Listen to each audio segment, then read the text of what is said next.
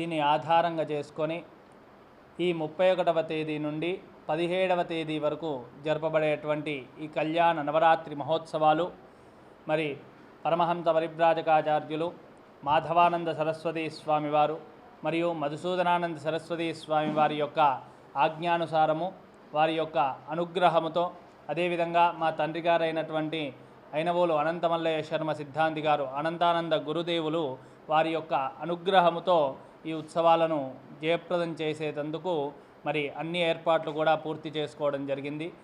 రోజుకో రీతిలో స్వామివారికి ప్రత్యేక పూజా కార్యక్రమాలు ఉంటాయి. స్వామివారి సన్నిధిలో విశేషించి నవరాత్రులలో ఒక్కొక్క రోజు ఒక్కొక్క విధానంగా స్వామివారి సన్నిధిలో పూజా కార్యక్రమాలు చేసుకోవడం జరుగుతుంది.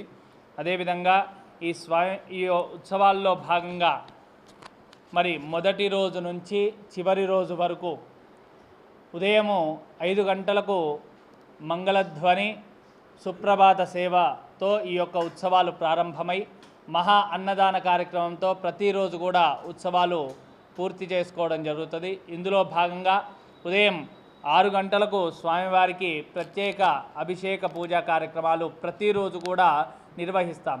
ఏ విధంగా నిర్వహిస్తామంటే ఆ వారము తిథి నక్షత్రము అనుసరించి ఆ రోజు ఏ పూజతోనైతే భగవంతుణ్ణి సేవ చేస్తే ఏ పదార్థంతో స్వామికి అభిషేకం చేస్తే ఏ ఫలితం వస్తుంది అనే దాని మీద ఆధారపడి స్వామివారికి అభిషేచన పూజా కార్యక్రమాలు నిర్వహించుకోవడం జరుగుతుంది. అదేవిధంగా ప్రతిరోజు కూడా విశేషించి అలంకారం చేయడం జరుగుతుంది. ఆది గణపతికి ప్రత్యేక అలంకారాలు ఉంటాయి. అదేవిధంగా ఉదయం 9:30 స్వామివారికి ప్రత్యేక హోమ కార్యక్రమాల్లో భాగంగా ఒకరోజు చండీ హోమము, ఒకరోజు సుదర్శన హోమము, ఒకరోజు లక్ష గణపతి హవన కార్యక్రమాలు, ఈ విధంగా ప్రతిరోజు కూడా ఒక్కొక్క రోజు ఆయా తిథివార నక్షత్ర యోగ కర్ణాలను అనుసరించి ఈ హోమ కార్యక్రమాలను కూడా నిర్వహించుకోవడానికి సర్వం కూడా సిద్ధమైంది. అదేవిధంగా స్వామివారికి ప్రతిరోజు ఉదయం 11 గంటలకు ప్రత్యేక పూజా కార్యక్రమాలు ఉంటాయి.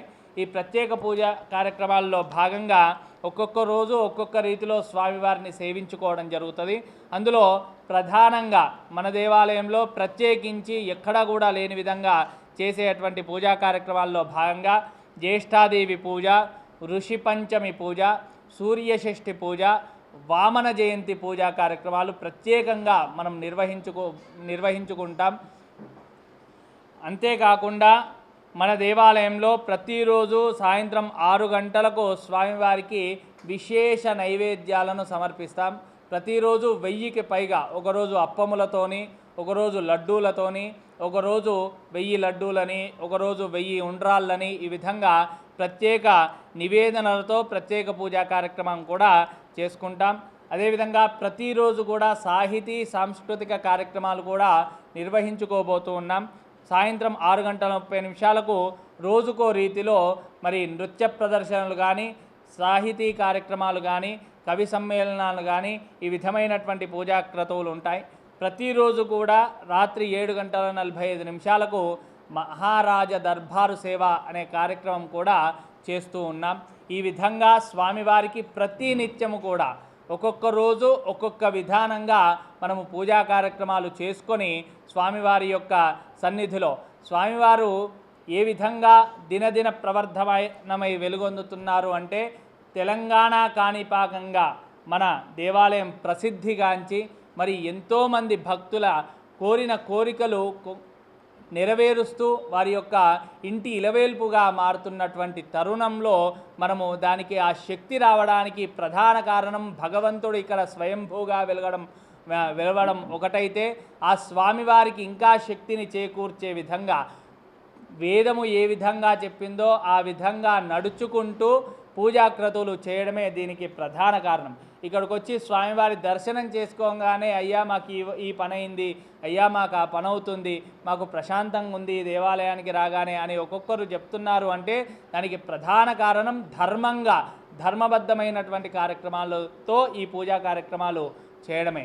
కనుక అటువంటి తరుణంలో స్వామివారికి ఇంకా శక్తిని, భక్తులకు మనశ్శాంతిని కలిగింప చేసుకోవడం కోసము ప్రత్యేక పూజా కార్యక్రమాలు, ప్రత్యేక సంపుటీకరణలతో పూజా కార్యక్రమాలు కూడా రూపొందించడం జరుగుతుంది. ఇందులో భాగంగా స్వామివారికి ప్రతిరోజు కూడా దేవాలయంలో భక్తులకు మహా అన్నదాన కార్యక్రమం కూడా నిర్వహించుకోబోతున్నాం. ఇది ప్రతి నిత్యము కూడా ఆయా సమయాల్లో చేసేటువంటి పూజా కార్యక్రమాలు. ఈ పూజా కార్యక్రమాల పూర్తి వివరాలు మరి సాయికృష్ణ శర్మ గారు మీకు అందిస్తారు. జై గణేష. 31వ తేదీ శనివారం మొదటి రోజున స్వామి సన్నిధిలో ఉదయం 6 గంటలకు 108 లీటర్ల పాలతో స్వామివారికి క్షీరాభిషేకము, 8 గంటలకు పట్టు వస్త్రములతో ఆది గణపతి అలంకరణ, 9 గంటలకు గణపతి పూజ, పుణ్యాహవాసనము, ఋత్విక్వరణము, అంకురార్పణ, మంటపస్థ దేవతా పూజలతోటి అగ్ని ప్రతిష్టతోటి ఆనాటి మొదటి రోజు కార్యక్రమాలను ప్రారంభించుకొని ఉత్సవాలు ప్రారంభించుకోవడం జరుగుతుంది. ఆ తదుపరి 10 గంటలకు లక్ష్మీ గణపతి మరియు స్థాపిత దేవాలయంలో కొలువై ఉన్నటువంటి దేవతామూర్తుల మూలమంత్రాలతోటి మొదటి రోజు హోమ కార్యక్రమాలు ప్రారంభమవుతాయి. 11 గంటలకు ఆ రోజు విశేషించి శని త్రయోదశి కూడా కలిసి వస్తుంది కాబట్టి 13 గణపతి రూపాలుగా గణపతిని విశేషంగా త్రయోదశ గణపతి పూజలుగా 11 గంటల పూజా కార్యక్రమం ఉంటుంది. సాయంత్రం 6 గంటలకు 1000 నూల లడ్డులతోటి సాయంత్రం ప్రదోషకాలార్చన ఉంటుంది. సాయంత్రం 6 గంటల 30 నిమిషాలకు దేవులపల్లి శ్రీవిద్య బృందం వారిచే కూచిపూడి నృత్య ప్రదర్శనలు, 7 గంటల 45 నిమిషాలకు దర్బార్ సేవ అంటూ మొదటి రోజు కార్యక్రమాలు జరుగుతాయి. తదుపరి 1వ తేదీ ఆదివారం రోజున మాస శివరాత్రి పురస్కరించుకొని ఉదయం 6 గంటలకు గంధంతో గణపతికి అభిషేకము, కైలాసంలో ఉన్నట్టుగా గంధముతో ఆది గణపతి అలంకరణ ఉంటుంది. 10 గంటలకు నీలకంఠాస్త్ర మూలమంత్ర సంపుటిత రుద్ర హోమం ఉంటుంది.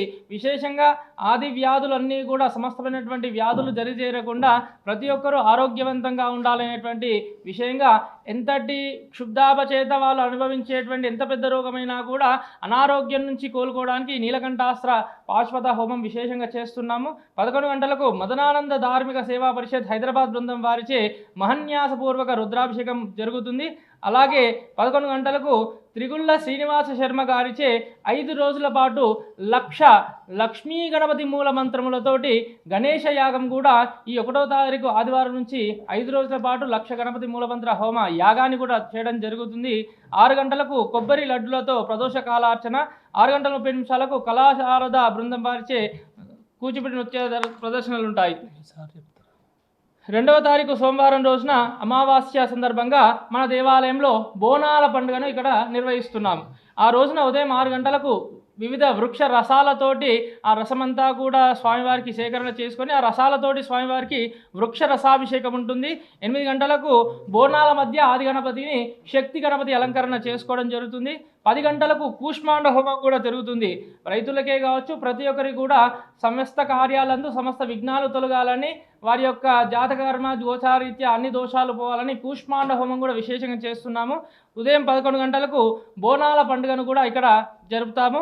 6 గంటలకు సొజ్జభక్షములతోటి స్వామివారికి ప్రదోషకాలార్చన మరియు స్వామివారి ఆభరణమైనటువంటి నాగదండమునకు కూడా ప్రత్యేకమైనటువంటి పూజా కార్యక్రమం ఉంటుంది. 6 గంటల 30 నిమిషాలకు మనము మన సాంప్రదాయము హిందువుల పండుగల విశిష్టత అనే అంశంపై అన్నావద్దుల సోమశేఖర శర్మ గారిచే ఉపన్యాస కార్యక్రమం కూడా ఉంటుంది. 3 గంటలకు 3వ తారీఖు మంగళవారం రోజున సహస్ర ఆవర్తన అభిషేక పూజ. ఉపనిషత్తులో ఏదైతే గణపతి అధర్వణ వేదంలో చెప్పినట్టుగా యో మోదక సహస్రనేతి స వాంఛిత ఫలమవాప్నోతి అంటూ ఇట్లా గణపతికి 1000 సార్లు ఎవరైతే ఆ గణపతికి లడ్డులతో హోమం చేసినా లేదా అభిషేకం చేసినా వారు కోరిన సమస్త కోరికలు ఎలాంటి వారికైనా కూడా స్వామివారి అనుగ్రహంతో వారికి రాజ్యాధికారాలుగా వారికి కావాల్సిన రాజ్యాధికారం అంటే వాళ్ళకు కావాల్సినటువంటి సర్వ కోరికలు నెరవేరుస్తారు అన్నట్టుగా అధర్వణ వేదంలో ఏ విధంగా చెప్పారో ఆ విధంగా మంగళవారం సహస్ర ఆవర్తన అభిషేకం కూడా చేయడం జరుగుతుంది. ఇందులో భాగంగా ఉదయం 6 గంటలకు పంచవర్ణాలు సముద్ర జలాలతోటి ప్రత్యేక అభిషేకం గణపతికి ఉంటుంది.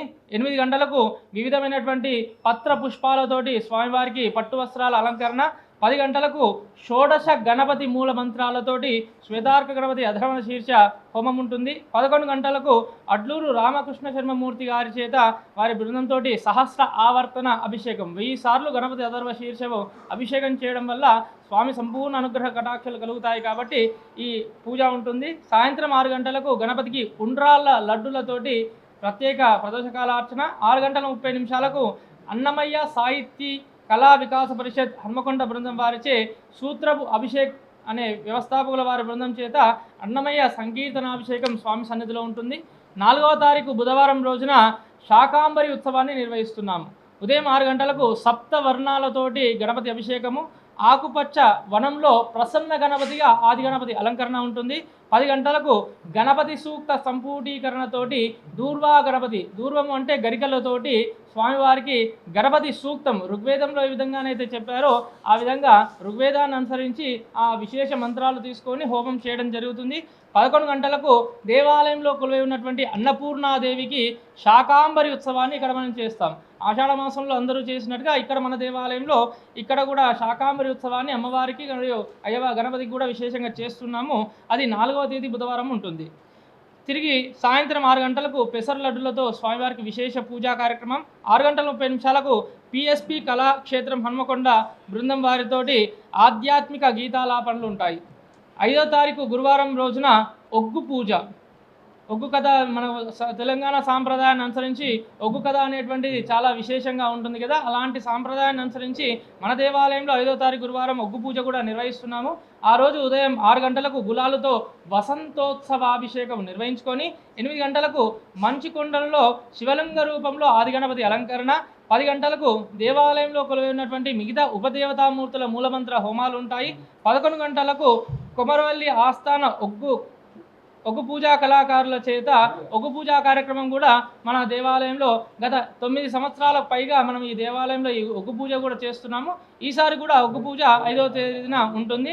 సాయంత్రం 6 గంటలకు బూందీ లడ్డులతోటి స్వామివారికి విశేష అర్చన ఉంటుంది. 6 గంటల 30 నిమిషాలకు కొంపల్లి బ్రహ్మరాంబ బృందం వారిచే కూచిపూడి నృత్య ప్రదర్శనలు ఉంటాయి. అదే విధంగా 6వ తారీఖు శుక్రవారం రోజున ఉదయం 6 గంటలకు సింధూర వర్ణంతో గణపతి అభిషేకం ఉంటుంది. ముఖ్యంగా విద్యార్థులు ఈ అభిషేకం చూడడం వల్ల వారికి మేధస్సు పెరుగుతుంది. ఆ విశేషమైనటువంటి అభిషేకం ఉంటుంది. 8 గంటలకు దత్తాత్రేయ రూపంలో ఆది గణపతి అలంకరణ ఉంటుంది. 10 గంటలకు సువర్ణ గణపతి మూలమంత్రాలతోటి గణపతి అంటే ఐశ్వర్య ప్రాప్తి కలగాలని, వ్యాపారాభివృద్ధులు కలగాలని ఈ విశేషమైనటువంటి హోమం ఉంటుంది. 11 గంటలకు సామూహిక మట్టి గణపతుల వితరణ ఉంటుంది. ఎందుకంటే మరుసటి రోజున వినాయక చవితి అవుతుంది. ఆ రోజున దేవాలయంలో ఒండ్రు మట్టితోటి మట్టి గణపతులను తయారు చేసి ప్రతి ఒక్కరు కూడా మట్టి గణపతిని పూజించాలనేటువంటి సంకల్పంతో దేవాలయ ఆస్థాన వ్యవస్థాపకులు ఆయనవోలు అనంతమల్లేశ్వర సిద్ధాంతి గురుగారు మనకు ప్రతి సంవత్సరం కూడా ప్రతి ఒక్కరు కూడా మట్టి గణపతులనే పూజించాలనేటువంటి విషయంలో ప్రతిసారి తాహతపడేవారు. ఆ విధంగానే ఆ ఆచారానుసారంగానే మట్టి గణపతుల వితరణ కూడా ఉంటుంది. సాయంత్రం 6 గంటలకు ఆ రోజు అట్ల తదియ కూడా అవుతుంది. స్వామివారికి విశేషంగా అట్లతోటి అర్చన ఉంటుంది. 6 గంటల 30 నిమిషాలకు పరావాస్తు హర్షిణి నాగిని బృందం వారి చేత కూచిపూడి నృత్య ప్రదర్శనలు ఉంటాయి. 7వ తేదీ వినాయక చవితి శనివారం అవుతుంది. ఈ 7వ తేదీ శనివారం రోజున వినాయక చవితిని పురస్కరించుకొని ఉదయం 6 గంటలకు పంచామృత పంచవర్ణ నవవిధ ఫలరస 12 ఫలరసాలతోటి సముద్ర నది గంగా జలాలతోటి 21 పత్రాలతోటి నవధాన్యాలతోటి స్వామివారికి విశేషమైనటువంటి అభిషేకము ఉదయం 6 గంటల నుంచి ప్రారంభమవుతుంది. 8 గంటలకు మహారాజు వలె వెండి కవచధారణ చేసి మహారాజులాగా ఆది గణపతి అలంకరణ ఉంటుంది. శ్వేతార్కమూల గణపతి స్వామివారికి విశ్వరూప దర్శనం కూడా ఉంటుంది. 10 గంటలకు శ్వేతార్కమూల గణపతి మూలమంత్రములతోటి అధర్వణ శీర్ష పురుషయుక్త సంపుటీకరణ హోమం ఉంటుంది. 11 గంటలకు ఈ 9 రోజుల పాటు నిర్వహించేటువంటి ఉత్సవ గణపతి ఏదైతే ఉంటుందో మట్టి గణపతి మూర్తి విగ్రహ స్థాపన ఉండి 21 పత్రాలతోటి ఆ మట్టి గణపతి ఆరాధన కూడా జరుగుతుంది. సాయంత్రం 6 గంటలకు అటుకులు బెల్లము లడ్డులతోటి స్వామివారికి విశేష అర్చన ఉంటుంది. సాయంత్రం 6 గంటల 30 నిమిషాలకు గణపతి పూజలోని ఆంతర్యం ఏమిటి, అందులో ఈ వినాయక చవితి రోజున చంద్రుడిని చూస్తే ఏమవుతుంది అనే విషయంపై దేవాలయ ఆస్థాన వ్యాఖ్యాత ప్రవచకులు వంగల సోమయాజులు గారి చేతి ఉపన్యాస కార్యక్రమం ఉంటుంది. 8 గంటలకు 8వ తారీఖు ఆదివారం రోజున ఋషి పంచమి అవుతుంది. ఈ ఋషి పంచమి రోజున ఉదయం 6 గంటలకు కాషాయ వర్ణములతోటి స్వామివారికి సింధూర గులాలు అన్ని వర్ణాలతోటి కాషాయ వర్ణాలతోటి ప్రత్యేక అభిషేకం ఉంటుంది. 8 గంటలకు సప్త ఋషుల వలె ఆది గణపతి అలంకరణ ఉంటుంది. 10 గంటలకు చతుర్వేద మూల మంత్రాలతోటి గణపతి మూలమంత్ర సంపుటీకరణ హోమం ఉంటుంది. 11 గంటలకు సప్త మాతృకా సహిత సప్త ఋషి పూజ ఉంటుంది. అంటే ముఖ్యంగా స్త్రీల గురించి ఈ యొక్క ప్రత్యేక పూజ ఋషి పంచమి ఋతు సంబంధమైనటువంటి ఏదైనా దోషాలు ఉంటే ఈ వ్రతంలో పాల్గొనడం వల్ల వారికి ఆ ఋతు సంబంధమైనటువంటి దోషాలు పోతాయని శాస్త్రంలో పురాణంలో చెప్పిన ప్రకారంగా ఋషి పంచమి పూజ సప్తమాతృకా సహితంగా నిర్వహించడం జరుగుతుంది. సాయంత్రం 6 గంటలకు 7 రకాల విశేష పప్పు వడలతోటి స్వామివారికి విశేష అర్చన ఉంటుంది. 6 గంటల 30 నిమిషాలకు శ్రీమతి జానకి బృందం వారిచే భరతనాట్యం మరియు ఆంధ్ర నాట్యం అనేటువంటి విశేష నృత్య ప్రదర్శనలు ఉంటాయి. తిరిగి 9వ తేదీ సోమవారం రోజున సూర్య షష్ఠి అవుతుంది. ఆ రోజున ఉదయం 6 గంటలకు సప్తవర్ణములతోటి స్వామివారికి విశేష రంగులతోటి అలంకరణ ఉంటుంది, అభిషేకం ఉంటుంది. ఆ తర్వాత ఆదిమూల గణపతికి సూర్యుని వలె ఆది గణపతి అలంకరణ ఉంటుంది. సప్తాశ్వరథారుడిగా ఉంటుంది. 10 గంటలకు అరుణ మరియు ఆయుష్య హోమం ఉంటుంది. అంటే ఆరోగ్యరీత్యా దీర్ఘకాలికంగా అనారోగ్యంగా ఉండే వారందరికీ ఆరోగ్యం సంపూర్ణంగా చేకూరాలని సూర్యారాధన విశేషంగా ఆ రోజున అరుణ హోమము మరియు ఆయుష్య హోమాన్ని చేయడం జరుగుతుంది. 11 గంటలకు సూర్య షష్ఠి పూజలు మరియు సూర్య నమస్కారాలు.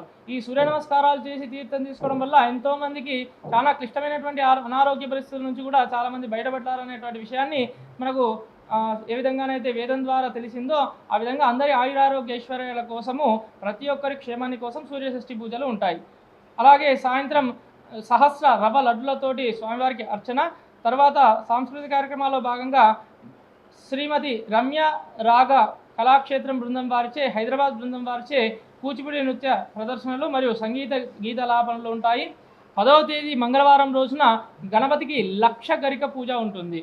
ఈ రోజున ఉదయం 6 గంటలకు పంచామృత పంచవర్ణ సముద్ర నది జలాలతోటి శతఘట్టాభిషేకంగా చేస్తారు. ఈ విధంగా ఘట్టాభిషేకం ఉంటుంది. 8 గంటలకు విభూతి మరియు లక్ష గరికలతో ఆది గణపతి అలంకరణ ఉంటుంది. 10 గంటలకు పవమాన సూక్త హోమము, హనుమాన్ సహస్రనామ హోమం ఉంటుంది. 11 గంటలకు శ్వేతార్కమూల గణపతి మూలమంత్రం 1008 సార్లు చెబుతూ గణపతికి లక్ష గరికార్చన విశేషంగా ఉంటుంది. గణపతికి దూర్వాములు గరికలు సమర్పించిన మాత్రమే మన కోరికలు తొందరగా నెరవేరుస్తారనే విషయం మనందరికీ తెలిసిన విధంగా ఆ రోజున శ్వేతార్క గణపతికి లక్ష గరికార్చన ఉంటుంది. తదుపరి సాయంత్రం మోదక లడ్డులతోటి స్వామివారికి అర్చన. రాత్రి 6 గంటలకు 30 నిమిషాలకు తాడూరి రేణుకా బృందం